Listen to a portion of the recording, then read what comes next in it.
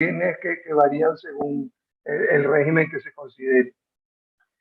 Después de la Segunda Guerra Mundial, hay como un resurgir de la democracia en Europa. Ese resurgir de la democracia, sin embargo, no se transmitió a los países de origen ibérico. Ni en la península ibérica, ni en América Latina hubo ese resurgir de la democracia que se vio en Europa. El resurgir de la democracia en América Latina, en cierta forma, empieza con la caída del régimen de Marcos Pérez Jiménez en el año 58, cuando Venezuela, después de una tradición de 160 años de gobiernos militares, escoge el camino de la democracia y de los gobiernos civiles. Y eso poco a poco se va contagiando por el resto de América Latina y van cayendo las distintas dictaduras, la dictadura de Batista, que cae al año siguiente, la dictadura de Trujillo, la de los Somoza, la de Rojas Pinilla, en fin, todas las dictaduras que había en América Latina. Esa vuelta a la democracia se basa en unos principios fundamentales que son los que estamos viendo quebrantados en esta ola de populismo que vivimos en el mundo. Con el transcurso de los años, las democracias en América Latina se fueron agotando y la gente fue perdiendo el enamoramiento que tenía de ese sistema de gobierno. Y van surgiendo figuras populistas. Ese populismo no es exclusivo de América Latina. Ese populismo lo estamos viendo también en Europa y en los Estados Unidos. ¿Cuál es la esencia de esa democracia que se nos está debilitando? Pero la esencia es que hay un presidente que es elegido en votación libre y limpia, que hay la posibilidad de transferir la presidencia en forma pacífica, sin violencia.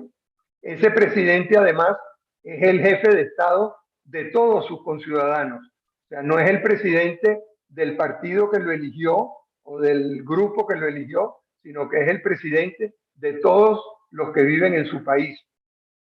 Y está obligado con ellos. ¿A qué está obligado? Está obligado a darles seguridad, a respetar su libertad, a respetar sus derechos humanos, a fortalecer su dignidad y a facilitar su felicidad. Y en eso es lo que debe centrarse el presidente.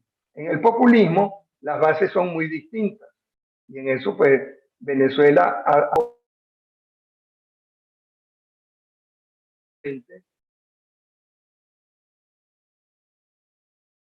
que ya el presidente deja de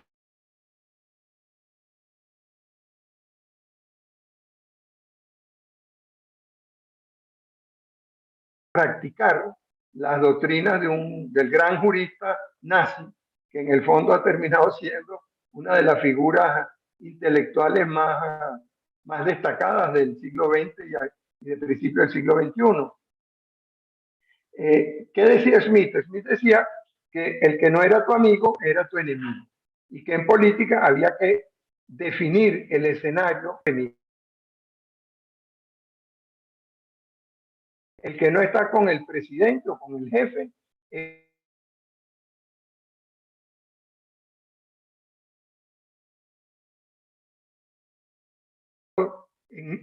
en muchos casos, como lo hemos visto en Venezuela, privado de su libertad o privado de su vida, de su dignidad, de sus bienes, y todo eso en aras a fortalecer esa idea de que o eres amigo o eres enemigo.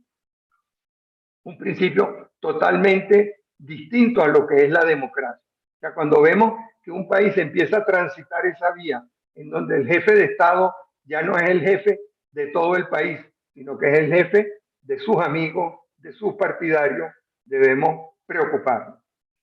Para que vean hasta dónde pueden llegar estos extremos, en Venezuela, en este momento hay más de 5,5 millones de empleados públicos. Hace 20 años una burocracia de 2 millones era considerada excesiva. En este momento, 5 millones y medio. Pero de esos 5 millones y medio de empleados públicos, 4 millones y medio, o sea, más del 80%, están adscritos al sector militar. Y el Poder Ejecutivo en su conjunto dispone, de acuerdo a la última ley de presupuesto, del 98,4% del presupuesto. De manera que van agrupando, van concentrando todos los recursos en el Poder Ejecutivo y dentro del Poder Ejecutivo en el Poder Militar. Uno de los principios fundamentales de cualquier democracia es el sometimiento del poder militar al poder civil. En Venezuela eso lo acabó Chávez muy rápidamente con la Constitución del año 2000, donde él eliminó la institución del Senado de la República, eliminado por completo, que era la institución que debía velar por los ascensos de los altos cargos militares, y fue separándolos, dándoles cada vez más autonomía. Cada vez tenían competencia en más ramos y cada vez tenían más presupuesto. Cuando nosotros vemos que un gobierno empieza a separarse de ese principio de que el poder civil está por encima del poder militar, también debemos preocuparnos. Es una mala señal. Con esta figura que Chávez va estableciendo poco a poco, porque no es un proyecto que se impone de la noche a la mañana, entre otras cosas porque no había un proyecto claro de gobierno. Uno lee las promesas electorales, los manifiestos electorales, los programas que se presentaron durante las elecciones y no tienen nada que ver con lo que ha pasado en el país. Entonces, él va concretando su proyecto, que es un proyecto muy personal, poco a poco, y va avanzando. En un momento de muy baja popularidad de Chávez, a principios, fines del año 2001, principios del año 2002, cuando su popularidad cae a menos de 20%.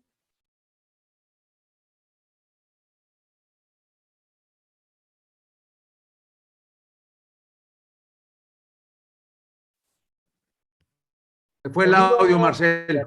Marcel, sonido. A esa norma, ¿Puedes repetir, Marcel, por favor? Se fue el audio. ¿desde cuándo debo repetir? De la baja de popularidad de Chávez. Okay. A raíz de, a fines del año 2001, principios del año 2002, la popularidad de Chávez va cayendo por el mal desempeño económico y por el deseo de Chávez de imponer 49 leyes sin pasar por el Congreso de la República. Esa caída de popularidad lleva a los sucesos de abril del año 2002, en donde los militares en una noche dan 4 golpes de Estado. En primer lugar, destituyen a Chávez. En segundo lugar, resuelven que no debe ser reemplazado por el vicepresidente de la República, que es la figura a quien le correspondía ejercer la presidencia en ausencia del presidente, entre otras cosas porque ese vicepresidente desaparecido. En tercer lugar, ignoran la figura del Congreso y en cuarto lugar imponen un presidente.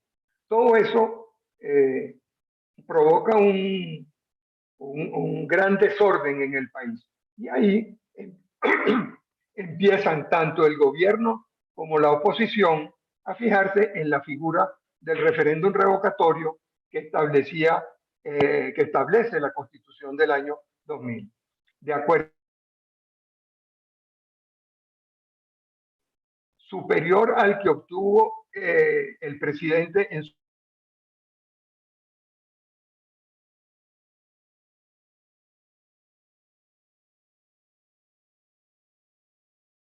de que si el referéndum se hace en ese momento, él no dura ni 10 segundos en el poder. Y otra, que va a ser muy fácil conseguir más de los 3 millones y medio de votos que él había obtenido, porque era obvio que en el país había mucho más gente que 3 millones y medio en contra de él. Entonces, él actúa sobre los dos frentes. En primer lugar, trata de demorar lo más posible el referéndum revocatorio. O sea, le va a poner todos los obstáculos posibles, va intimidando a la gente para que no vaya a votar a favor del revocatorio. Y con eso, el proceso que ha debido llevarse a cabo en el año 2003, él logra postergarlo hasta mediados del año 2004. En segundo lugar, él cambia la idea del revocatorio y lo convierte en un referéndum en donde lo que está, no se trata de obtener votos de lo que él obtuvo en la elección, sino se trata de ver quién saca más votos. Si él, como única figura para mantenerse en la presidencia, o si la oposición con el rechazo hacia él. Eso cambia totalmente las reglas del juego. Como él ha ganado tiempo en ese año y medio que él gana, él empieza a modificar registros electorales, sistemas, en fin, todos los mecanismos electorales empiezan a verse afectados ya por acciones directas del Poder Ejecutivo, de manera de ir no solamente intimidando a la población, sino también intimidando a los funcionarios y creando condiciones más favorables para que él pueda obtener los votos. Se introducen una cantidad de mecanismos y de sistemas que le van a permitir a él modificar el resultado inclusive. Entonces vemos como una figura que era muy sencilla y muy fácil de implementar, o sea, que un determinado número de electores pidiera el referéndum y luego que más de los 3,5 millones de votos que él había obtenido fueran a votar en contra de él y resuelto el problema, él lo cambia en un plebiscito sobre su gestión. Y como le digo, en ese año y medio va modificando instituciones, sistemas y mecanismos. Por otro lado, vuelca todo el presupuesto nacional hacia el logro de sus objetivos. Y eso es otro fenómeno típico de los populismos. Si les interesa el tema, hace 2 domingos, Enrique Krause publicó un artículo en Reforma donde él habla de los 10 principios fundamentales del populismo. Y ahí vemos todo esto que Chávez hizo, está claramente reflejado, aunque creo que la intención de él no era referirse a Chávez. Entonces empiezan las dádivas como que las vemos reflejado en el presupuesto que les comenté hace un momento. O sea, en aquel momento no tenía 98% del presupuesto disponible para el Ejecutivo, pero tenía una figura muy interesante. En el año 2004, si ustedes recuerdan, empiezan a subir los precios del petróleo de una manera muy marcada. Y él empieza a disponer de cada vez más recursos. Y esos recursos los va volcando en todo tipo de programas que establecen una relación directa de él como donante con el pueblo como recipiente de esas donaciones que él hace. El resultado final es que se va complicando mucho el escenario. Interviene una figura que terminó siendo nefasta en Venezuela, que fue el expresidente americano Jimmy Carter, que tuvo una influencia nefasta en todo este proceso. Y la noche del día del revocatorio, las primeras indicaciones son que la oposición ha ganado con una mayoría importante. O sea que el rechazo al presidente era mayor que la aprobación del presidente. Ahí se mueven factores de todo tipo, políticos, militares, cártel y otras presiones por el estilo, y termina él ganando el plebiscito en el que había convertido el proceso del revocatorio. Yo creo que con esto tenemos elementos para conversar y contestar yo cualquier pregunta que puedan tener ustedes. Muchas gracias, Marcel. Yo creo que pues has hecho una descripción muy clara de una película que me atrevo a decir estamos viviendo, pero que a final de cuentas ustedes ya la pasaron y seguramente se está repitiendo en otros países. Le voy a pedir a la audiencia que sean tan amables de levantar la mano con el objeto de poder cederles la palabra. Hasta este momento no tengo. Empezamos con Fernando Guzmán. Adelante, Fernando. Gracias, Raúl. Buenas tardes a todos y gracias por la exposición, Marcel. En el debate que se está abriendo, sin duda, yo veo el tema en dos preguntas. Una, si es el proceso de revocación la herramienta adecuada para poder acortar el término de un presidente que nos lleva al desastre. Y dos, si siendo la herramienta adecuada, hay suficientes elementos para pensar que utilizando esta herramienta tendríamos mejores condiciones para el país. Yo creo que las dos preguntas, pues la respuesta es que no es, a mi juicio, la herramienta adecuada, porque el principal interesado y promotor ha sido él, porque sacó las firmas de respaldo a través justamente de los programas sociales, que de la noche a la mañana llegaron con camiones llenos de cajas de votos, que fueron, no hay otra manera de explicarlo, pues sacados por los distribuidores de los programas sociales, y que de esta manera pues llegaron con esas cajas de respaldo a la revocación en forma sorprendente. Fernando, ¿podías concretar, por favor, si eres tan amable? Sí, dame nada más un minuto, no me extenderé mucho, pero es que yo quisiera nada más comentar. Yo veo que para los que no estamos de acuerdo con el rumbo del país, no es la herramienta adecuada la revocación.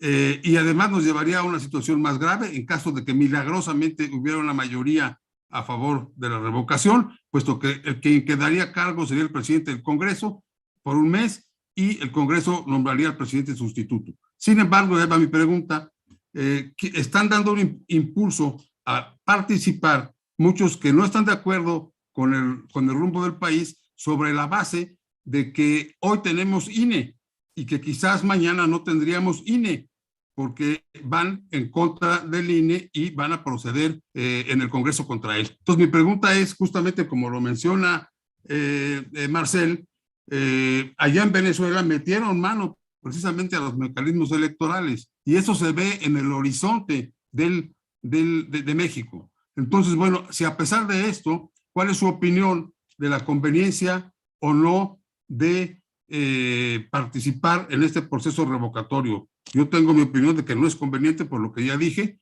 pero me interesa mucho su opinión con base en esto que estoy comentando. Es una pregunta bien compleja porque el caso mexicano es muy distinto al caso venezolano.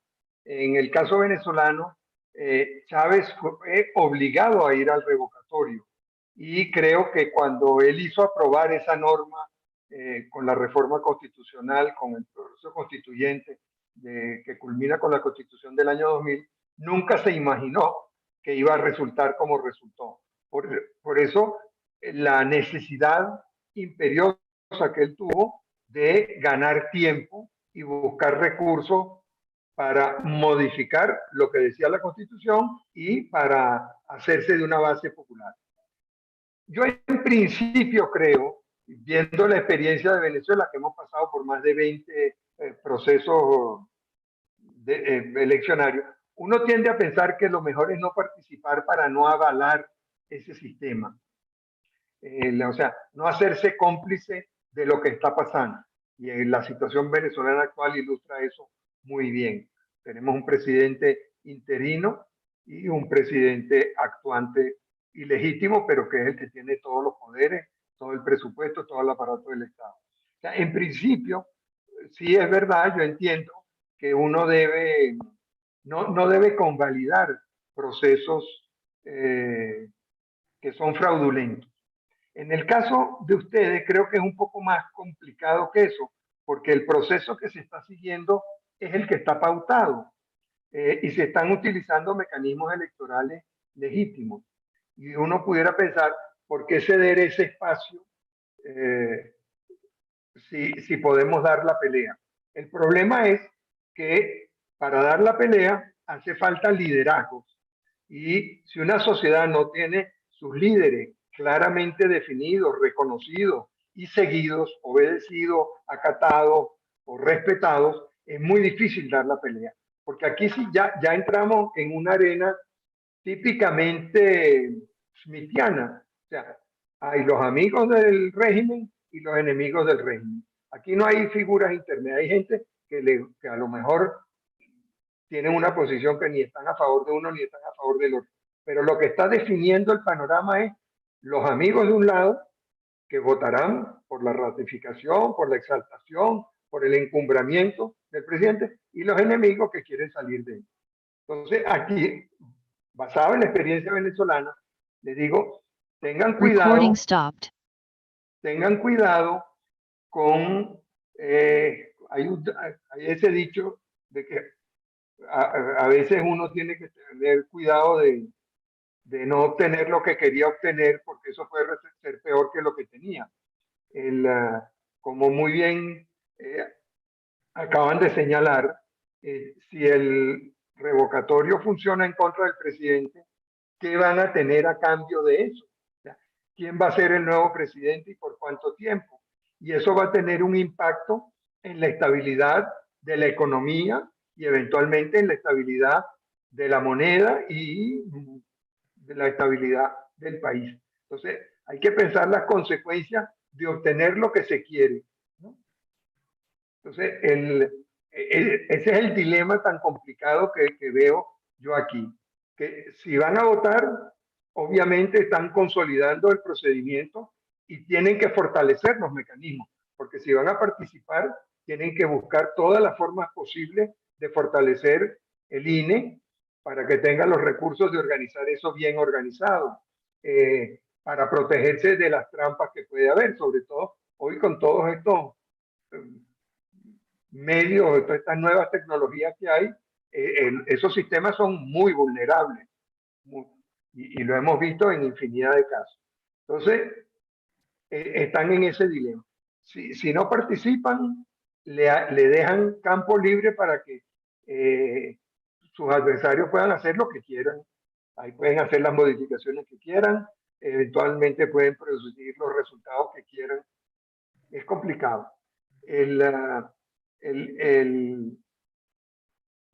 dilema, no sé cómo ponerlo, porque se imaginarán que yo aquí, yo estoy muy agradecido pues, de la hospitalidad que he recibido en México. No estoy aquí exactamente por las razones que dijo Andrés, porque yo, no es por la persecución, esa la viví durante 18 años y la verdad es que no me quitó el sueño. El problema es que es muy incómodo vivir en un país donde no hay Estado de Derecho. Y ya a mi edad, pues quiero por lo menos vivir en un país donde haya Estado de Derecho, donde haya respeto a las leyes. Pero lo que quería decir es que es bien complejo. Tienen que contraponer esas dos cosas, porque por un lado, los populismos van cambiando las reglas de juego y la democracia ha perdido mucho atractivo. O sea, hoy en día no hay la misma devoción democrática en ninguno de los países de América Latina, ni en los Estados Unidos, ni en Europa tampoco. O sea, es evidentemente que cada día la gente se pregunta más ¿para qué sirve la democracia? ¿Qué hay para mí? Y ahí ha venido el populismo, el populista, con una respuesta que a la gente le gusta. El populista le dice a la gente, yo estoy aquí para ayudarte a ti. Yo lo único que te pido es que tú seas recíproco conmigo, que tú me apoyes en lo que yo necesito y yo te voy a apoyar a ti. Y yo te voy a dar una dádiva. Ya la dádiva no es la institución tal o cual, sino la dádiva es una cuestión personal del jefe de Estado populista con el ciudadano común que tiene las necesidades. Y este proceso va a fortalecer mucho ese tema. La otra cosa es, y a mí me llama mucho la atención aquí, me meto en terrenos que no debería meterme, es que yo siento que el presidente ha entendido muy bien que se trata de establecer una relación de afecto personal con la gente. Y la oposición no ha entendido eso. La oposición piensa que si critica la gestión, que si critica tal o cual decisión, está cumpliendo con su función. Eso es así en una democracia, en un régimen abierto. Pero cuando empieza a jugar el populismo un papel, la gente lo que quiere es quién es el que me quiere a mí, quién es el que se acerca más a mí, quién es el que me resuelve el problema en el momento que yo lo tengo, quién es el que me quiere, con quién me siento más identificado. Y si no hay figura de oposición, pues el otro tiene el terreno libre. No sé si me expliqué. Gracias, Marcel, muy amable. Gracias.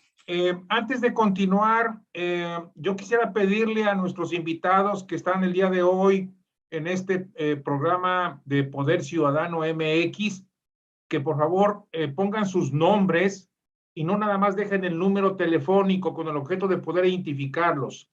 Si son tan amables, poner sus nombres para así poder ceder la palabra. Quien sigue en el uso de la palabra es Jaime, que tiene levantada la mano. Adelante, Jaime, por favor. Sí, muchas gracias. Seré muy breve. Marcel, obviamente hay mucha confusión y entendemos perfectamente que no te puedes comprometer a hacer ninguna declaratoria a favor o en contra. Sin embargo, la pregunta es muy clara.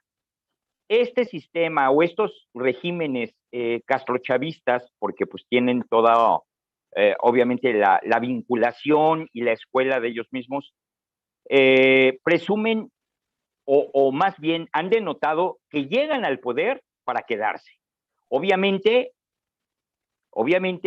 hacen todo lo posible, ya sea con trampas o con cualquier forma, para no permitir que alguien les haga mella. Eso lo vivieron claramente en Venezuela, ¿es correcto? Y para cerrar, pues lo que pasó en el caso de Bolivia, que no fue un revocatorio, sino una petición por una resistencia civil que duró 15 años, quitan a Evo Morales, pero finalmente regresa y sigue gobernando en paralelo. Podríamos decir, la pregunta es, ¿podríamos decir que estos sistemas se rigen de manera similar? Yo siento que todo gobierno populista busca perpetuarse. O sea, aquí se están acabando los paradigmas de la democracia. O sea, aquí en esos regímenes no hay un presidente. Va a hacer todo lo posible para ir debilitando los contrapoderes, irlos subordinando a sus deseos. Les comentaba el caso del presupuesto que se está presentando ahora en Venezuela, 98,4% del presupuesto para el Poder Ejecutivo. En tercer lugar, el populista va a ir identificando en ese deseo de perpetuarse quiénes son los que le pueden hacer eso difícil. Pues en primer lugar, en América Latina, quien más le puede dificultar esa aspiración son los militares. Entonces hay que conquistar a los militares. ¿Y cómo se conquista a los militares? Pues haciéndoles muchas concesiones, muchísimas concesiones. Concesiones económicas, concesiones sociales, protección, preferencia, etc.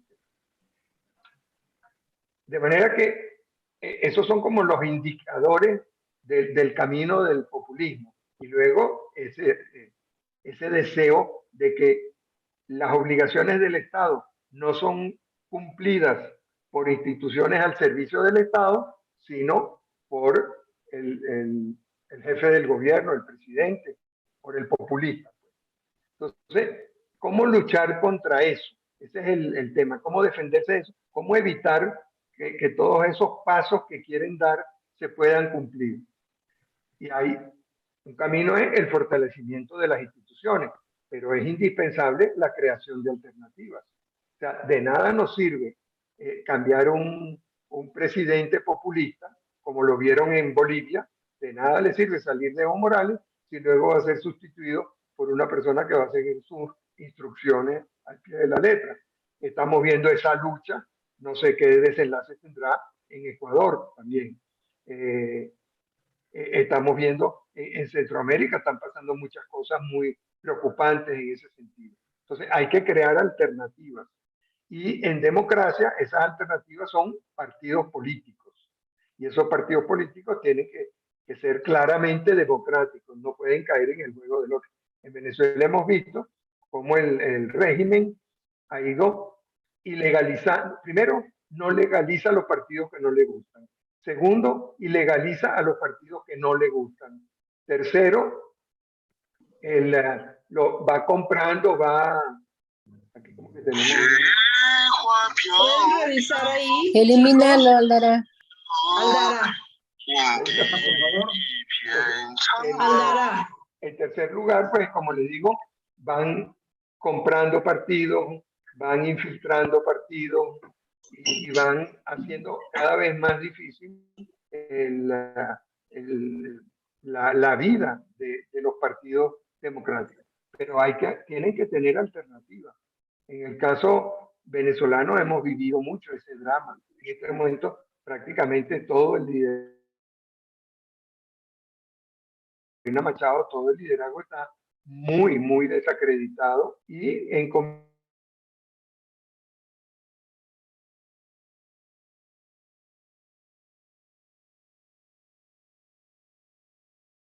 que más del 20% de Venezuela se ha ido del país y sobre todo gente joven. Entonces, esos son los dilemas que hay. Aldara, ¿nos ayudas? No se preocupen, eso quiere decir que están preocupados por la conferencia. Así es. Bueno, muy bien. Quien tiene el uso de la palabra es Mon Montiel. Si eres tan amable, Mon, te escuchamos.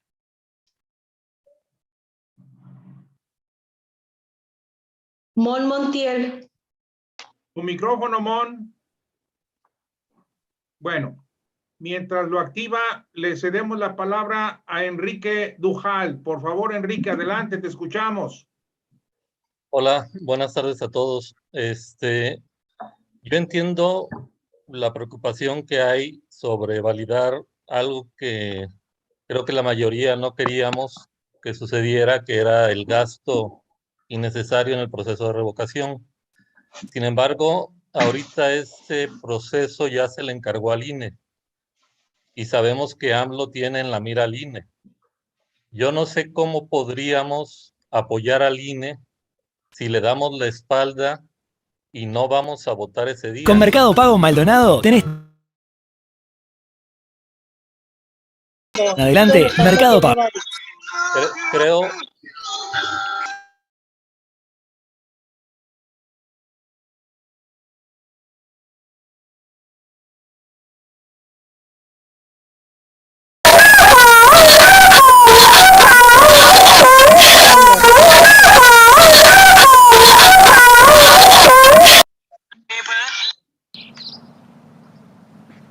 Perdón. Creo que si no vamos a... Perdón, pero no me deja quitar esto. No sabes a quién. Bueno, si me escuchan todavía, solamente quisiera concluir que cómo es posible que pensemos que AMLO no va a decir que la no participación es culpa del INE. Sin embargo,